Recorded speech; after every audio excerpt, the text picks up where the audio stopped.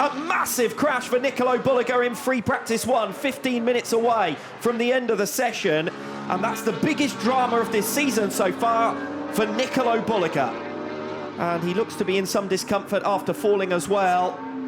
That really did send him dramatically into the gravel trap at speed as well. Turn 6 for Nicolo Bulega, high speed incident for him. Yeah, just before where we saw Ray have his crash, a couple of corners before it, and a very similar crash in a lot of ways. Obviously, it's slightly different angles and different elements to it, but for Bulega, you can see just how big of an impact that was. But hopefully for Nico, he's okay after that. We saw him down in the gravel trap just trying to catch his breath.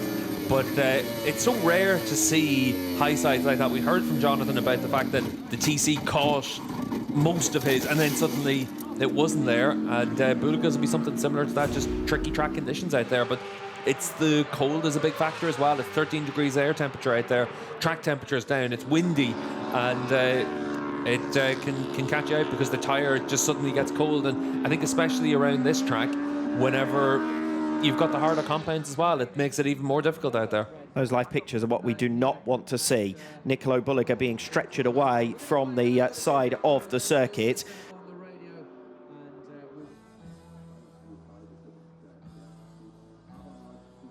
In terms of the loss of running in FP1, we're only talking about 13.5 minutes, but the main question is how Nicolo Bulega is after that spill, and that's the main concern for everyone, of course, in the WorldSBK family, but obviously particularly for Ducati, their star man, their championship leader in this 2025 campaign, has gone down rather too spectacularly in FP1. The stoppage is not for the crash itself, but for the track conditions, obviously. Again, the gravel is very close to the circuit here in Moss, so when a bike does go down, it immediately brings that gravel onto the track, and that's a safety issue. Let's see the spill again for Nicolo Bulega. So he's out over the curbs, and that can unsettle the bike, obviously. And then for Bulega, it happens quite late. I thought it happened a little bit earlier in the corner than that, but you can see again just the transfer of energy there for him, and he came down heavy on it, and you can see there maybe a little bit away from that inside curb and the white line, but you can see that big impact on his hip there once he comes down, and that'll definitely knock the wind out of Bulega, and hopefully that's all that it is for him. Obviously he'll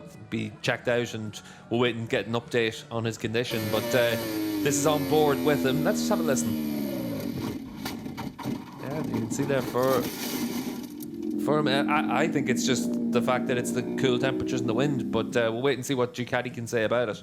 Yes, and I'm sure we'll hear from Nicolo Bulega at the end of the day as well. Oh, and you can see there as we ride on board, I think that's Alvaro Bautista, just how high into the air Bulega goes. And then you'll see the reason for the stoppage. Obviously, as much as anything, it wasn't gravel, was it? There were bits of Ducati strewn around the circuits. And the faces of immediate concern, of course,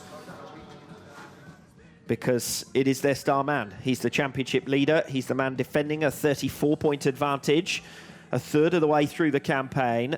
And this is one of the biggest tests of character that he has so far had. Glum faces in the Ducati pit boxes. We saw that in replay a couple of moments ago, and obviously real concern for them and for their title charge in 2025.